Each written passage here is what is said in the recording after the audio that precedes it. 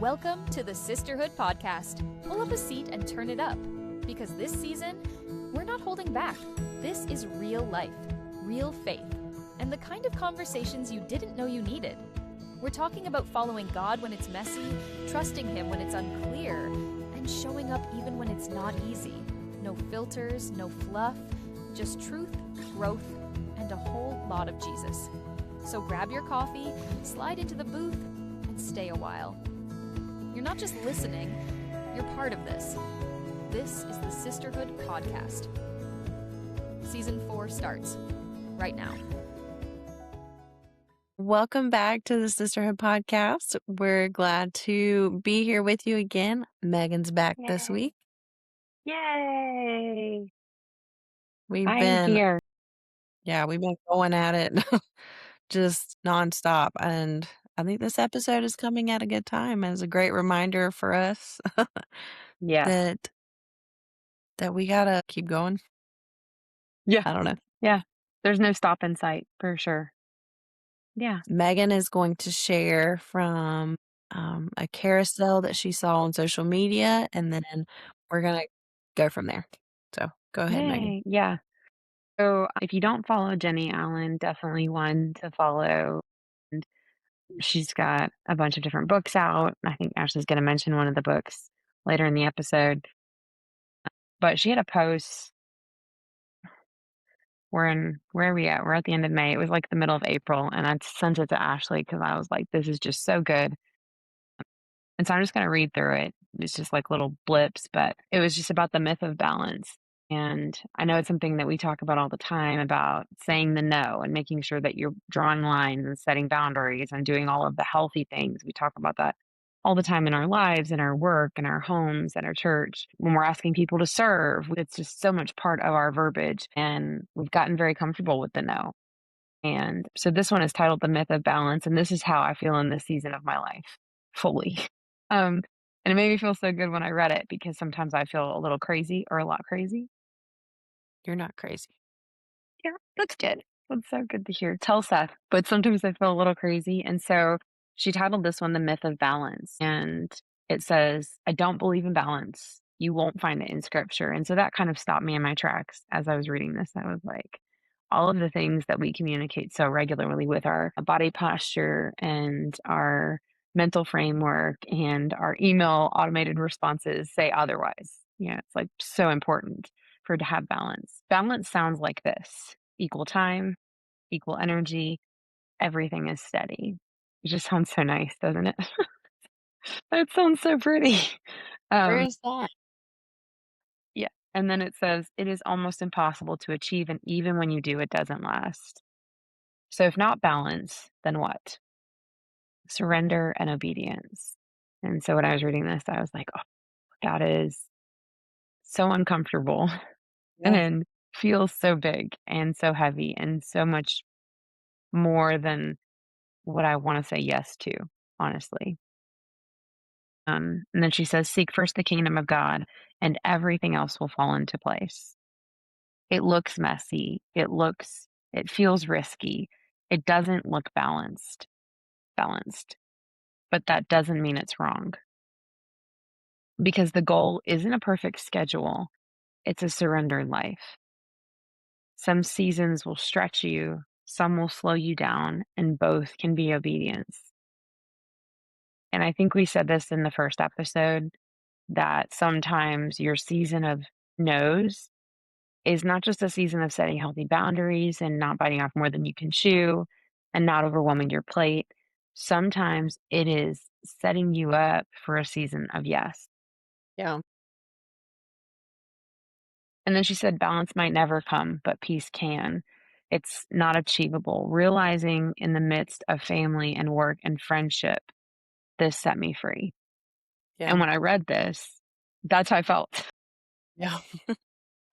I was like, okay, I'm not messing it up. I think so much of this feels like if we're not doing it, if we're not, then we would have a certain feeling if we were doing it right. Yeah. Well, and I think we all too just feel like we're failing a lot of times because we're not able to give equal time everywhere. It's the worst feeling. And so I think a lot of us are waiting to, especially in our walks with Christ and following God, until we have life figured out and it's manageable and it's balanced. But what if it was never supposed to be that way? Yeah. So we're going to try to be experts in telling you how to, maybe not experts, but tell you what it looks like to walk this out. Yeah.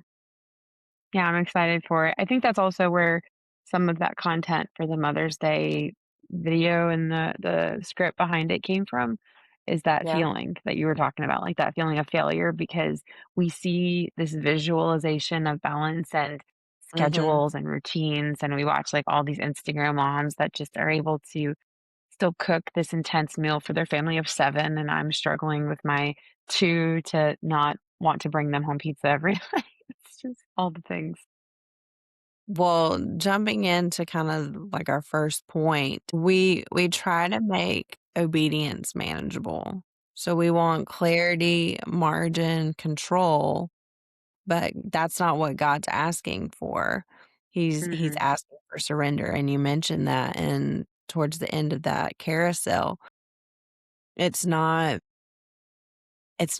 putting him into our timeline. It's surrendering our timeline to him and saying, "Okay, take me and use me how you will Yeah, in whatever capacity." And we try to make a God-sized calling fit into a life we can control because that's where we feel safe. That's where we our hands are on it. So we know that, well, if it goes wrong, then it was on me. And yeah, that's not how he wants us to to go through yeah, this. and I think we always do that. We always think that we're gonna make this ideal scenario for it to be fulfilled in, Mhm. and I know that in First Samuel 15, when it talks about obedience being better than sacrifice, we perceive this version of sacrifice that will enable this balance and calling and in serving and in living, and it's such a flesh sacrifice. It's such a, "Let me reserve this amount of space Mhm. for," because we can't really comprehend it in our flesh. We just can't. So we try to make it fit. We try to make it possible by our means and so then we're sacrificing according to that, but it's such a flesh sacrifice. And God, he in his infinite wisdom is like, I just want you to be obedient Yeah. and my will, my way over your managing of my calling in your life. Yeah. Yeah. Well, and that kinda leads into the second point is that real life isn't the obstacle. It feels Busy like it though. life, responsibilities, chaos, that's not the thing we have to overcome. That's not what's disqualifying us. And a lot of times we look at it as, well, when God calls us to something, he's calling us out of my life, out of our life. Mhm. But he equips and he prepares us in what we're already in. Yeah. And I think about, like, right now with Caleb and I fixing to start cams for church denomination. I'm like, this May has been, I mean, we're in the 2nd week of May, like, closing out the 2nd week of May, or, Yeah. well, it the 3rd, I don't know, 3rd week of May, and it has just been absolutely insane. And then we like, I think I was talking to you. I was reading somebody my, like, calendar for the next, like, 4 weeks, like, weekends, and I was just like, it's literally something Something every every weekend. I know. I and know. it doesn't slow down until, like, after June, the 2nd week in June. And I'm Uh-huh. like, I love it, but also I'm like, "God, you're gonna have to be with me in this because there's no way I can do this without you." Yeah. I mean, we roll into VBS next week. I have a niece's birthday, all these things, Hmm. and kick off VBS, and then I go to Montana. The VBS finishes on Wednesday, and then we're in Montana, and it's just like, and then I'm getting all this stuff together for CAMS, and, like, we'll have interviews for that this summer, and then we'll start, like, our session, I think, in August. And so I'm like, "You called me in real life. It's not, you're not Yeah. taking outside of everything that I've No. got on. You're right here in it. Well, So, and that's how all these transitions happen. I feel like we just wrapped up. Today was Kingston's last school day, and Copeland's last week was last week. So we're in summer mode. But in yeah. my job world, we're bridging over to full-time jobs. We're transitioning, and none of it feels balanced. None of it Mm, feels like a healthy transition. None of it feels like that. It feels yeah. like absolute chaos. And then I think about when Jesus called his disciples, when he called Andrew, James, John, and Peter, and they literally just like he said, "Let's go," and they just dropped their nets. Yeah, they didn't hesitate, and I feel like that's such a radical shift. That was not just their career, but it was their father's career, their father's father's career. This is all they knew, and in Yeah. that very primitive atmosphere of, that there was not a Walmart that they could go work at if this didn't work out. There wasn't a Target down the road. This was livelihood for them in that moment. That radical shift was not a slow, easy, balanced transition. And Yeah. so it's so unbiblical, but we convince ourselves that this is what it should look like or this is what it should sound like. And even Jesus' example, like we're talking about how God didn't call us to it didn't call you out of your life. He called you in the midst of your life. And Jesus is the prime example of that. Like he lived a life that many would call very unbalanced.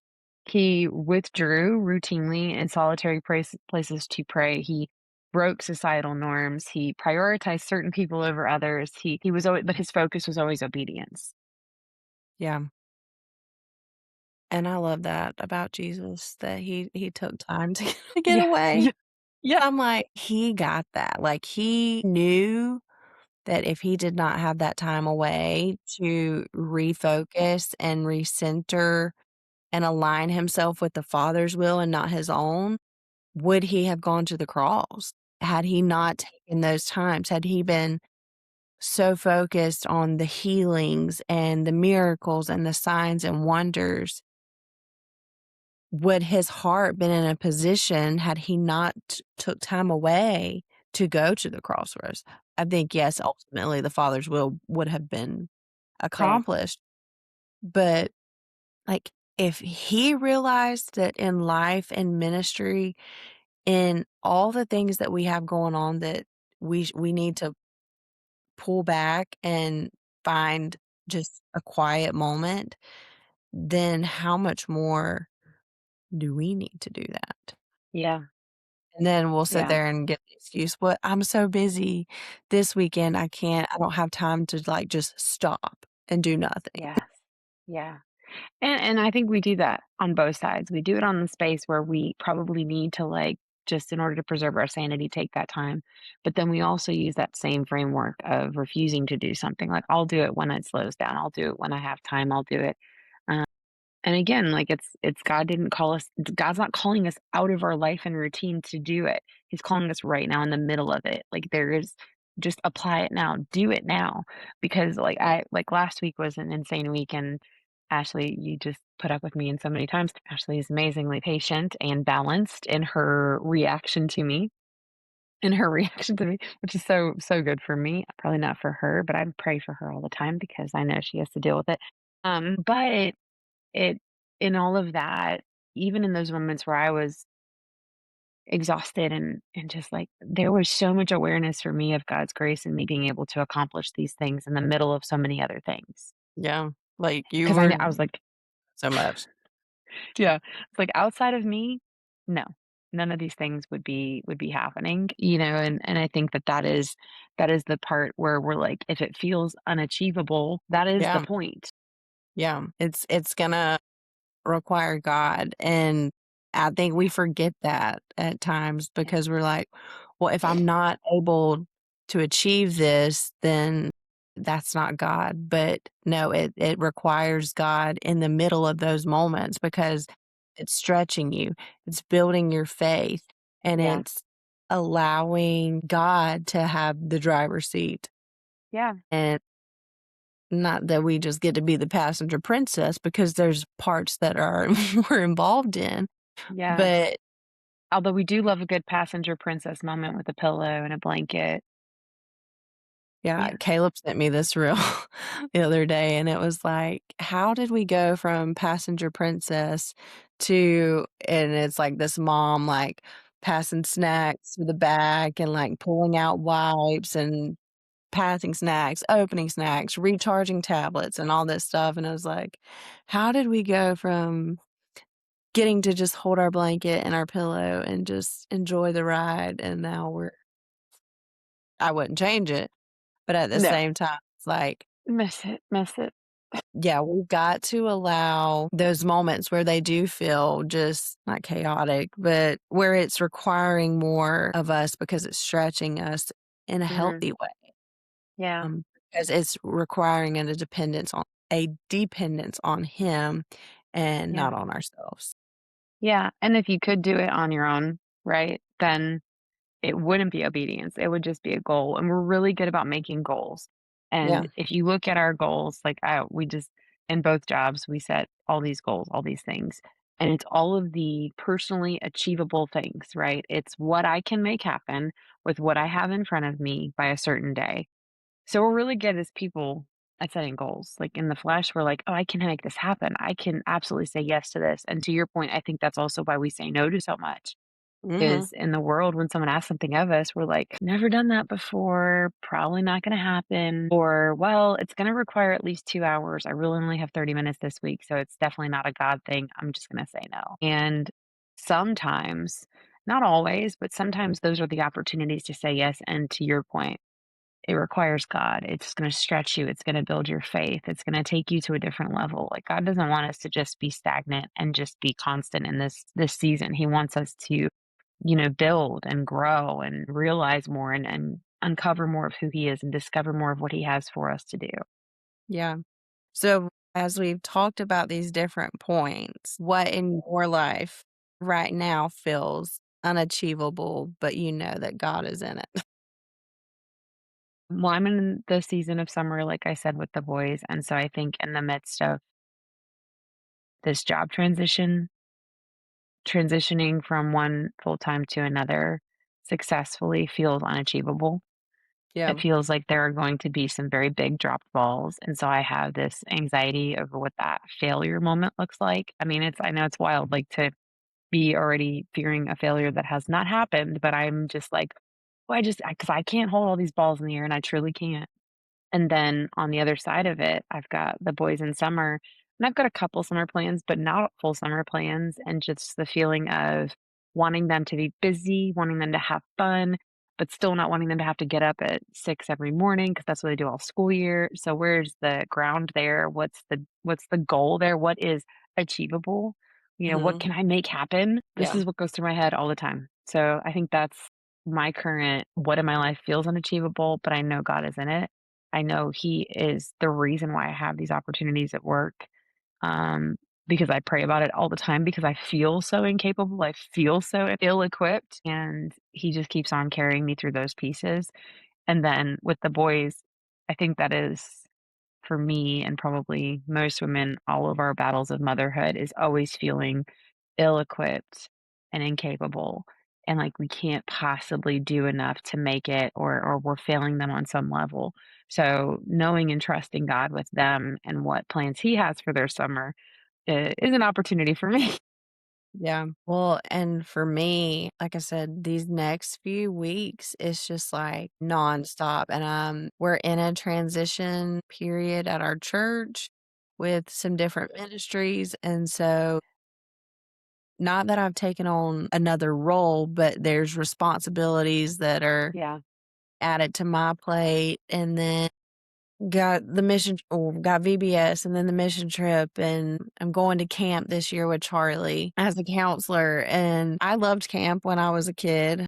We went, Mhm. and so I'm I excited did for that too. and family vacation, and so I'm like, if I can just get to the 2nd week of July, and that's when I can breathe, but then we've got cams in the middle of this, so we've gotta have interviews and all of that, and I'm like, is this all gonna get done? And I know the only way that it's gonna get done is because of God. Like, I can't sit here Yeah. and try to say that it's all gonna be on Ashley. So, It's a lot, and it feels like it's not achievable, and I don't necessarily want this to be what's stretching me.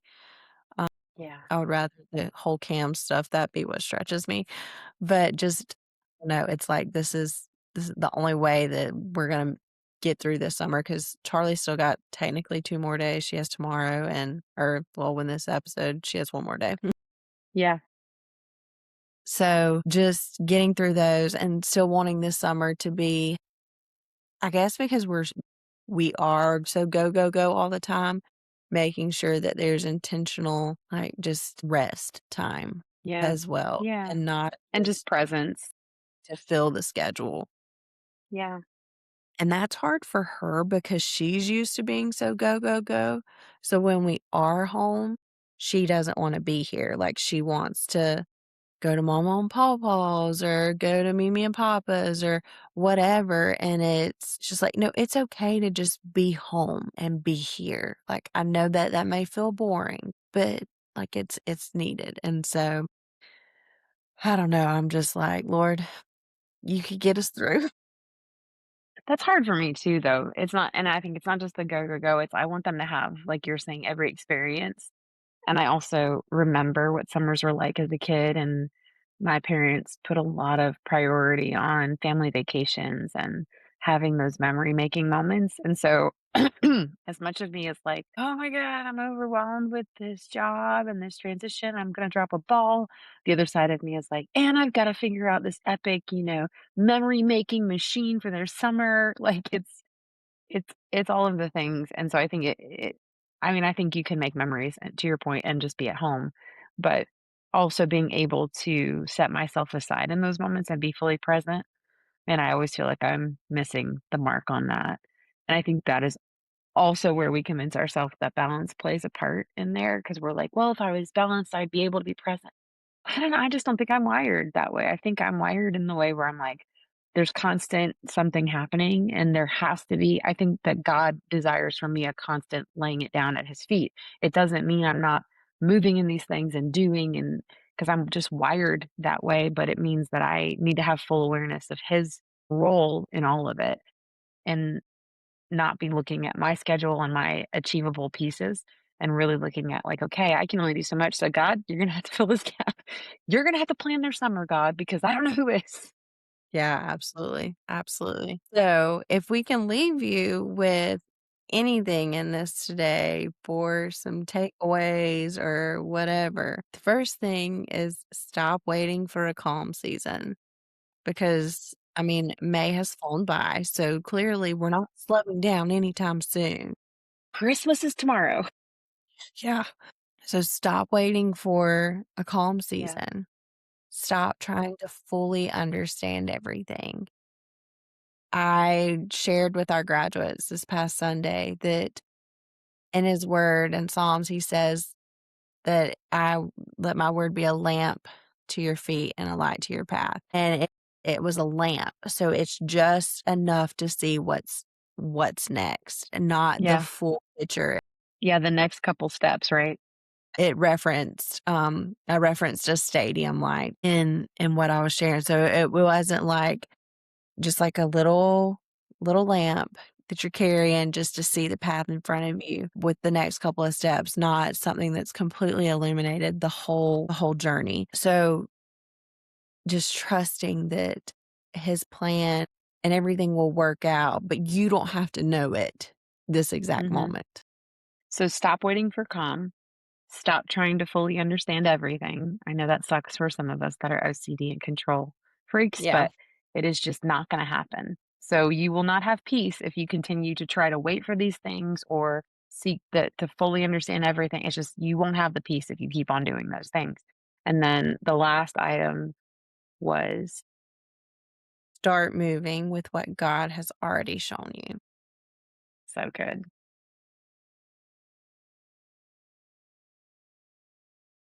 I think that's the biggest thing when it comes to doing what, like, God's called you to do and saying yes to what he's called you to do is, again, we think we have to fully understand everything, but it's just taking that next step and saying, "Okay, even in this busy season of life, I can take this step and say yes because I know you're going to be right there with me. I know you're going to be so fully present, and I don't have to worry or doubt that it's going to go any other way. Yeah, I think yeah, I love that, and I also think that a lot of times, I think we tend I know I tend to overthink that, and I'm gonna spend time like, "Okay, God, well, show me the door, show me the window, Lord, put the fleece outside," like, and he's just like, "Megan, like, I'm literally burning in a bush in front of your face." And I'm Yeah. telling you, and we spend too much time overthinking it because we're unwilling to be obedient. And so we're making these questions align with some spiritual nature that we think will be perceived. And he knows us. He knows our hearts. And a lot of the things that he has for us to do are already in front of our faces. It's not news to me that I have to steward my children well. Yeah. It is not news to me that I have a job opportunity in the midst of a job that I have to fulfill, and I have to walk in integrity in both of those and support both of the this is not so far-fetched that I'm like, "Oh, I just really need to seek God for this to see." No, I'm in it. He's got me in Yeah. here. So Yeah. instead of being this very and I say spiritual, I think we operated in so much spiritual verbiage as children that we tend to lean into it at the wrong points and we make it fit our context. And so a lot of times we'll be like, "Hey, God, like, I just need you to give me confirmation here." And God's like, "I could not hit you in the face harder." Like, it could not be more obvious. Please stop talking and just start doing. Start operating in obedience. Like, this is it. We're here. We have arrived. Yeah. Sorry. So if it feels too big for you, you're probably right in the middle of obedience because it's not going to be accomplished just because of you. Like it requires him to. So maybe the reason it feels unachievable isn't because you're off. Maybe it's because God is inviting you into something that only works with him in it. So And good. I hope you find him there in the middle of it. Don't miss the moment to seek him, to listen, because again, we're so quick, especially when we don't understand the plan, we're so quick to just That was a good role.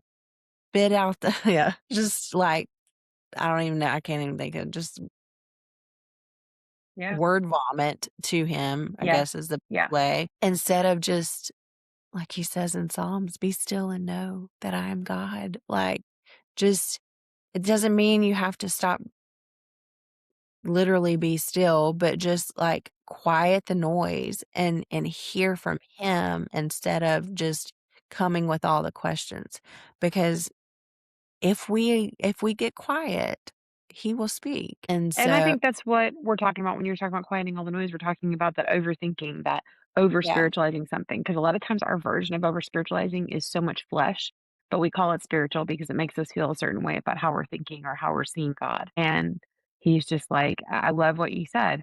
If you feel like it's unachievable, it isn't because you're off. Maybe it's because God is inviting you to something that only works with him in it. And all of our lives and everything we do should only work with him in it. Everything should be so centrally focused to him, so centrally like grown around him. Everything should be built so he should be that cornerstone of every piece of our lives.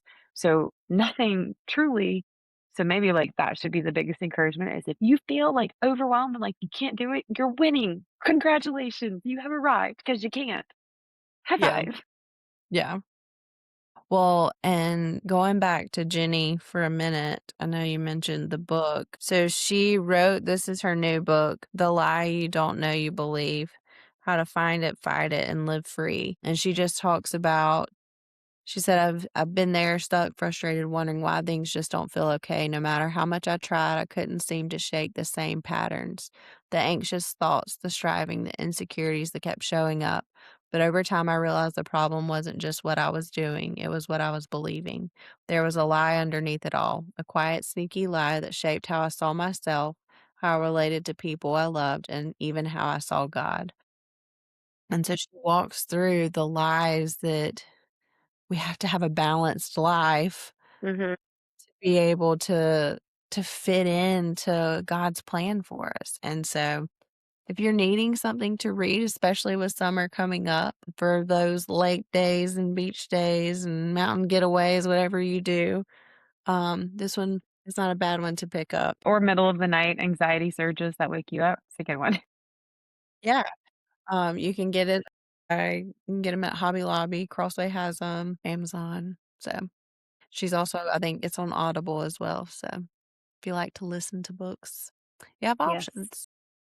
Yay. But we've been trying to get this episode to you, and it's just, again, like we were trying to make it happen, I think, on our own time and plan. And the Lord always has a way of working things out when he, and we want to be obedient to how things happen. And so this is how this episode's happening. And we're trusting With that, all the unbalanced pieces.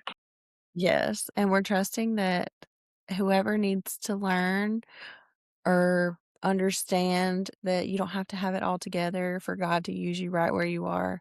I hope you hear that today and know that God's with you and he sees you. And again, like we always say, you're never alone in this season. Never alone, because God is there and he wants to be a part of it. If you don't feel like he is there, maybe invite him back in. Yeah. We hope it encourages you, whatever your season looks like. And if it's chaos like ours, you definitely are not alone. For sure. Well, we will catch you next week. Maybe. I don't know. I also was thinking about when we started our podcast back. I was like, we are starting this back in the literal most busiest season of like end of school year stuff, Maycember. I've seen that pop up a couple of Yeah. times. Summertime. So we're just gonna be in it, and whatever happens, happens. It's always God's, whatever he wants to do with it. So Yeah. It's going to be buckle good. up, ride. It's gonna be good, and we're Yeah. here. We're not here for a long time, but we're here for a good time. So however I that feel like it's a song goes. Toby Keith song. Okay. That's a good ending. We love you and thanks for listening and following, and we will catch you next time. Bye. Thanks for being part of the Sisterhood podcast today. We don't take it lightly that you chose to spend this time with us, and our prayer is that every episode leaves you feeling encouraged, seen, and reminded that God is still working in your story. If you enjoyed today's episode, make sure to subscribe, leave a review, and share it with someone you love. That's one of the biggest ways you can help us grow this community and continue reaching more women with honest conversations and real faith.